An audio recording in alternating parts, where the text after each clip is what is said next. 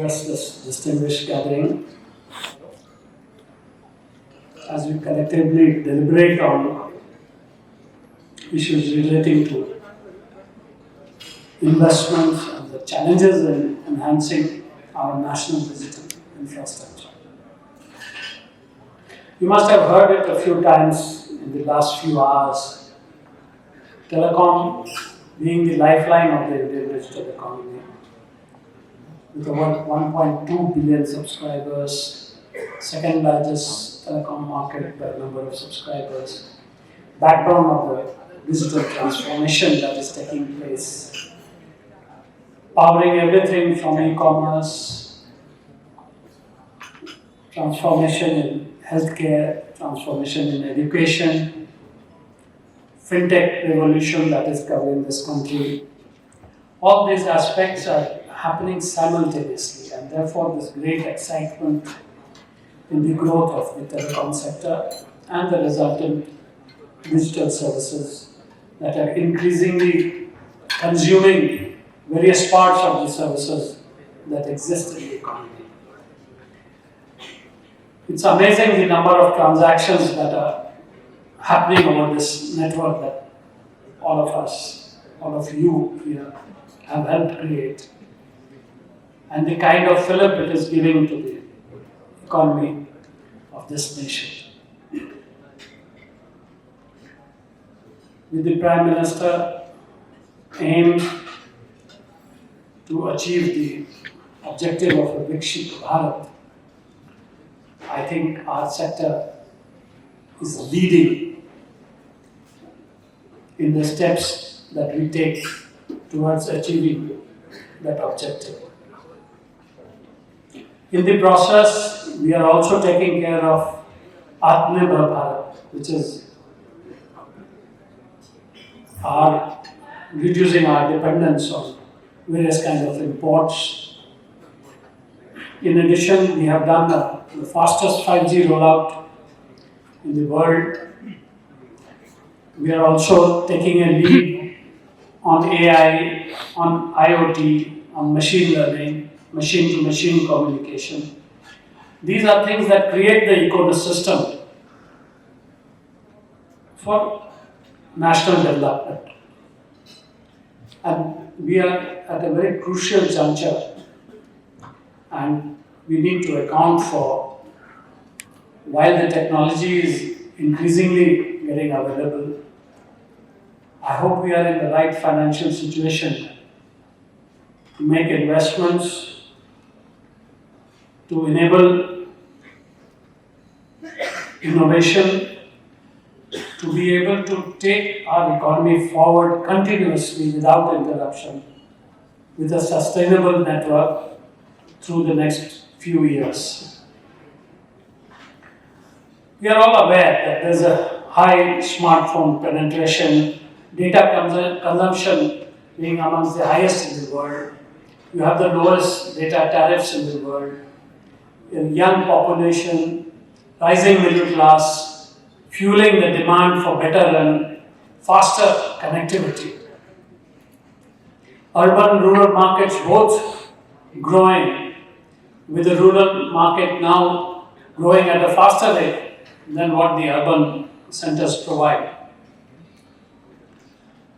It's a kind of situation where any industry would envy to be. And perhaps we have to keep this lead going to ensure that there are policies, there are regulations, there are business models, there is a recreation of business models to fit in with the technology changes, the economic changes, the new partnerships, platforms, all these different kind of the relevance of data centers, edge computing, clouds, everything that is coming in has to be developed in a manner that holistic development takes place in the entire network. In the government, we have been very sensitive in the last few years. Let me tell you, in terms of investments, if I'm correct, and perhaps some of you may know more, we have invested almost 4 to 5 lakh crore in the past 5 years in building up the network. The 21 reforms led the way. We the AGR structure so that there were least interruptions and least problems in the financial compliances that companies have to make. We also announced a number of relief packages where we eased the liquidity issues for the telcos. There is an attempt to bring in a new telecom. There is a bill that has already come in, but we are also framing the rules that will bring greater regulatory clarity and convergence. We have a PLI scheme which encourages more manufacturing of equipment within the country, supported by a public procurement policy which allows for Make in India products to be inducted into the various networks. Overall, an emphasis on indigenization of technology, having our own Atmanirbhar Bharat is perhaps being encouraged in various ways by the government.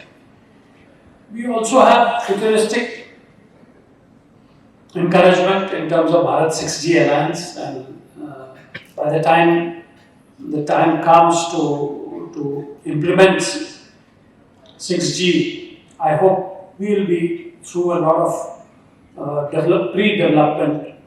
We'll be able to sort out a lot of pre-development issues to ease the sector to transition to 6G much easier than what happened in 5G. In recent years, there have been a number of foreign investments in satellite, in platforms. Some in global funds have come in for strategic investments. And there has been a lot of interest shown by investors in subsea cables, data centers, tower infra, and satellite internet. What drove the growth that has happened in the last 2-3 years? One of the smartest things was to be able to give the 5G spectrum in sufficient numbers and quantities for telcos to be able to launch the network seamlessly all over the country.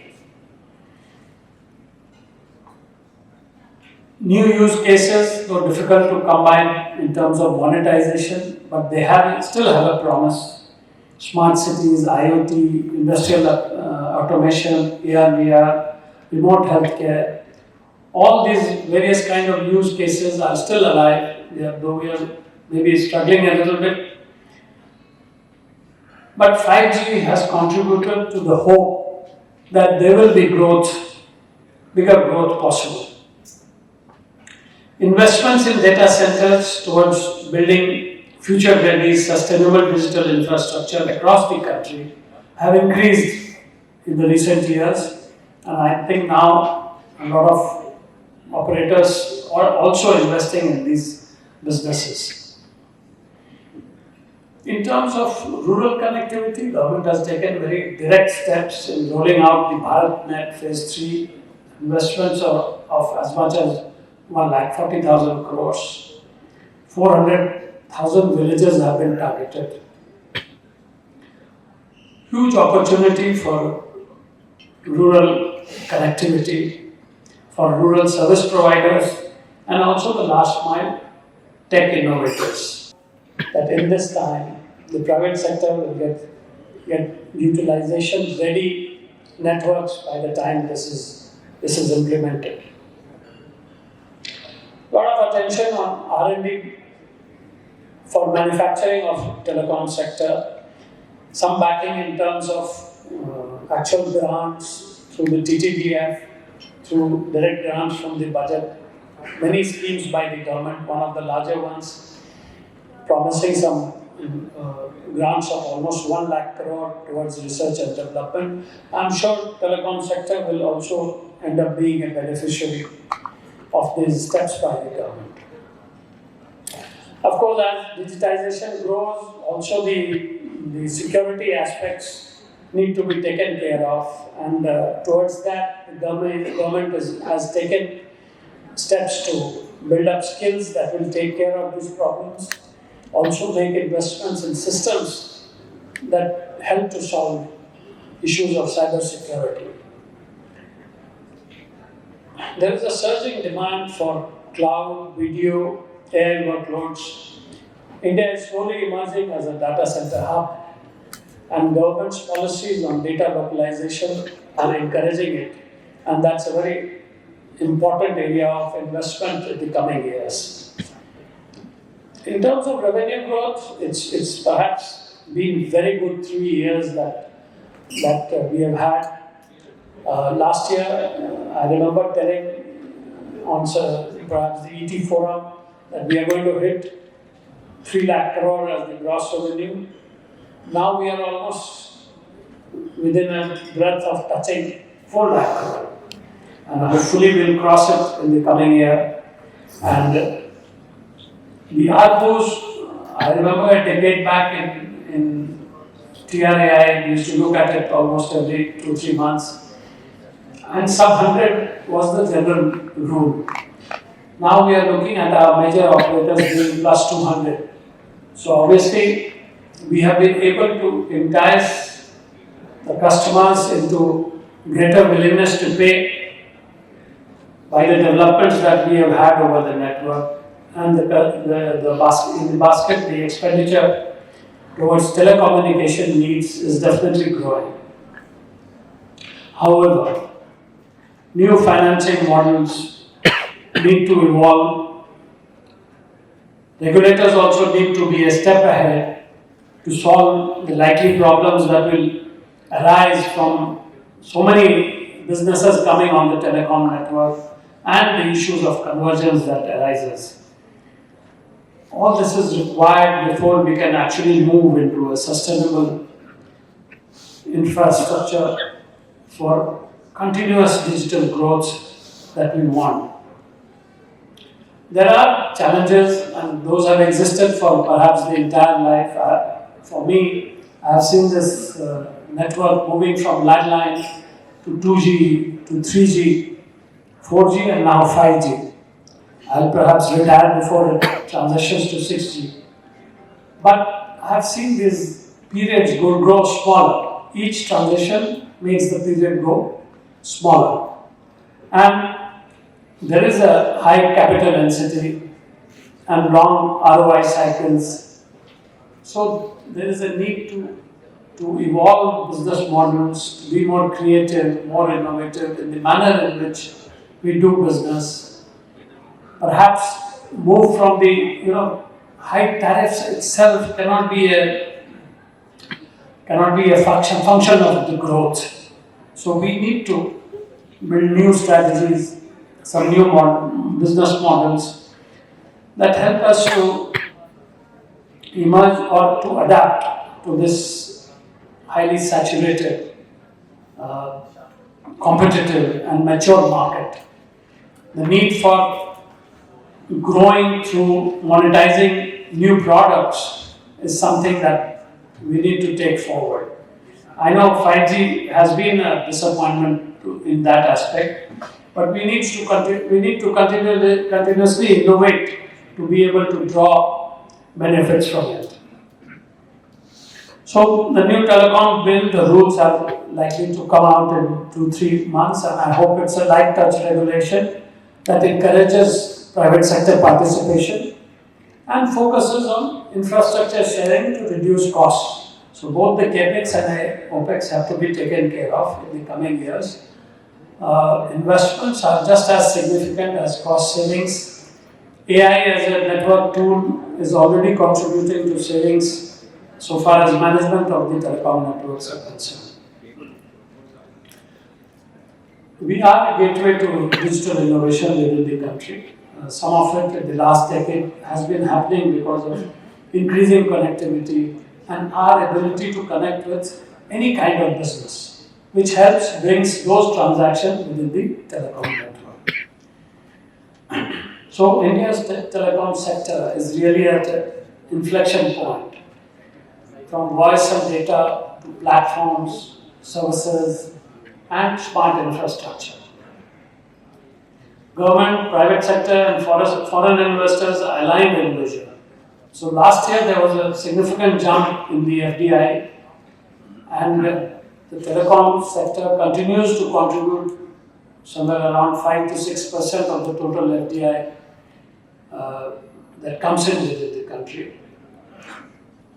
These early investments will help us capture exponential growth in connectivity, digital services, and infrastructure, and would lead us to the digital revolution and realize the vision of the Viksit Bharat by 2047.